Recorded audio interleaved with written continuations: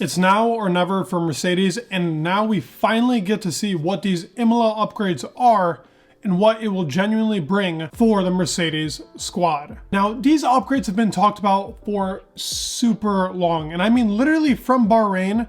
In the past 5 races we've had, there have been so many reports, so many videos, including myself, really making them and reporting what Mercedes has been announcing for its upgrades and what to expect. And every single time from Bahrain till now, we have heard over a second in gain. It's a lot of potential in the car. The upgrades are totally trying to revamp the car and make it into a different concept. And that is what's happening. We're getting a completely new concept, new bodywork on the car, probably including the side pods, underfloor, upper floor, the way that the front wing works, and a front suspension, which is the key to really, I think, building all of really that front to the car. The rear end doesn't seem to be a problem really when it comes to the rear suspension and how that works. Now their rear wing, I think, is lacking, has big DRS issues. They're losing a lot in that DRS efficiency, and I think that's really killing that Mercedes squad. Now obviously the balance in the rear end has been awful as well, and why we've seen Hamilton complain so much throughout the season and why he wants so much change through this car.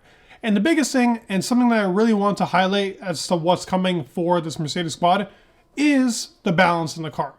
James Allison, Toto Wolff, even George Russell has now mentioned that this fresh opportunity coming, really the fresh change coming to Imola and what to expect of it is that now the drivers of Mercedes will have confidence in the car to actually take it to that next level. What's the aspect that the car really lacks? Well, it isn't a single thing. It lacks in each of those areas. Our DRS is nowhere near as strong as Red Bull's. We can't get the car on the straight as low as they can get theirs without feeling the downside of being too near the ground. We clearly don't have as much downforce as they do in the corner, and so on and so on.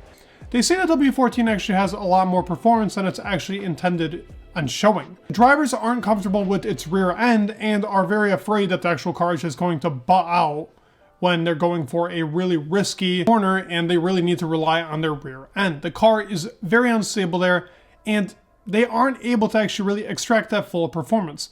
That's why in Jeddah, like Sector 1, Hamilton really struggled. Even in parts of Baku, the Mercedes squad really struggled, and we saw Russell even fall out in Q2 for the main race. Now he did perform a lot better in the sprint shootout, but it's that type of trial and error that makes Mercedes fall back so far. Hamilton yet again in Miami falling out in Q2 due to the rear end of the car. But in the race, they're amazing. I mean, the team that I think last year had this exact same type of contrast was, in fact, the Aston Martin squad. They had a terrible qualifying car, but an amazing race pace car.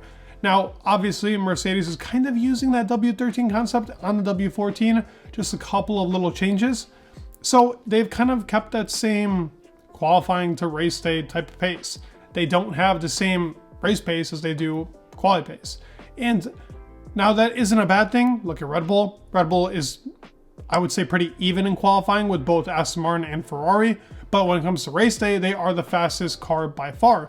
And even reports now coming out about Ferrari saying that Red Bull is kind of tanking their qualifying pace to work on their race pace. And I think that's the way to go, especially with these new floor-ridden cars. Working on how your tire management is, being able to actually extract the most from the tires, but having a strong rear end to where the car isn't shaking as much and the tires are just getting shred up. Now, this will all come from the side pods, how the airflow goes through that, and how they're able to just really keep the balance into the car. And that has to do with a new aero concept, because this no side pod concept has too many downfalls. One of the downfalls is having a bigger floor. So now they're more reliant on a more complicated setup, and there could be a cap to that. They're not really using the full extent to the car, and it's making the car unstable in the rear, but also giving troubles, as we saw last year, in porpoising, and in this year with the rear end. I feel like doing it this way is really what's giving them the trouble. It's other teams that don't really struggle with the rear end, and we don't see many teams complaining about it. The only real team we see it complained about is the Williams squad, but I mean, if you want to compare yourself to a Williams, it's not really a good thing to go off of. George Russell's a guy that actually doesn't really mind too much of a rear end being lost, but Lewis has always liked driving with a great rear end. And most of his Mercedes cars from the 2016 year 2 to really about 2021 have been very well rear-oriented cars. And somebody that likes a good rear end is also Bottas, so the two matched up very well there. Lewis has also driven cars that are very pointy at the front and cars that really did not suit his driving style, but he still drove amazingly. Most of the McLarens in the back in the day weren't good cars for him, and even the 2014, 15, and 16 Mercedes wasn't really suited to his driving style. He talks about it in an interview and talks about the car being very pointy towards the front end and not really having that rear that he likes to have. So bringing in these upgrades will also help upon, like I said, the driver's confidence, but the biggest thing being the balance in the car. Realistically, we should not expect them to compete really with Red Bull in this race, like on race pace merit. Now, if it rains, and really all the reports are saying it's going to rain, Mercedes could be there because they don't really have to rely too much on the car being super stubborn on its tires and really having to rely on more of luck. This will be a more driver-based race, and if they can improve upon that balance, that will be the key thing for them going into the Imola Grand Prix. Now, Aston Martin will be a tough team to overtake as they're coming with big upgrades as well, but that doesn't mean that it's out of the park for Mercedes to actually catch up to Red Bull and do what they are doing. This triple header is the key for them. They're gonna pick up a lot of data here, and our expectations should be high, but they shouldn't be high to the point where, hey, they're gonna overtake Red Bull right now. After this triple header, this is where we will see Mercedes sit for the season and what they can actually really accomplish. Is this the team that can take it to Red Bull? Will they be ready for 2024? And is this new concept as good as they talked about? I don't want to hear any downgrading. I keep hearing reports, and not really even hearing, but seeing reports on Toto Wolff talking down upon it. George Russell also saying stuff like the car is just not going to magically become number one. We know this, but the car does need to leap, and it does have to take some bounds. Now, if it is going to be a new base and concept as it's talked about, look at Aston Martin, for example, a car that actually is a new base car and hasn't really gotten any upgrades to it. But look at the base that it's made for itself. It is the closest car on the field. Mercedes is currently underperforming, and that's why Aston is at second. That is just the realistic answer to it. Mercedes needs to overperform right now in its upgrades to actually catch up. I'm glad that the Mercedes team is finally saying that actions will speak louder than words on this Imola Grand Prix weekend. As we know, it's very fun to really talk about this stuff and to really get into what is exactly expected to look like and what it's going to really perform, how the airflow is going to go through the car, what we're going to get. But the biggest thing is they really got to perform this weekend, and we really got to see some big improvement coming from the Brackley squad.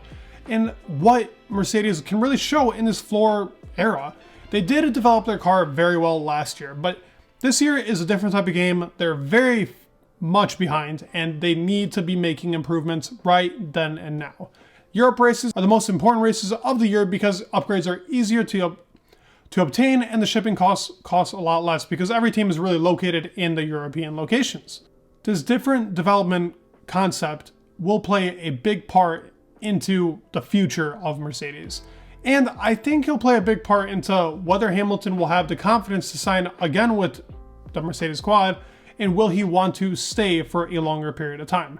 I do believe he will. There is no reason for him to go anywhere else. This is the best team, I think, on the grid when it comes to keeping drivers, and really, they have the success to show it. So I don't have any doubt. I think that this is going to be a big step in the right direction, and I think this is something that is very exciting for the future of F1, especially in the 2023 season.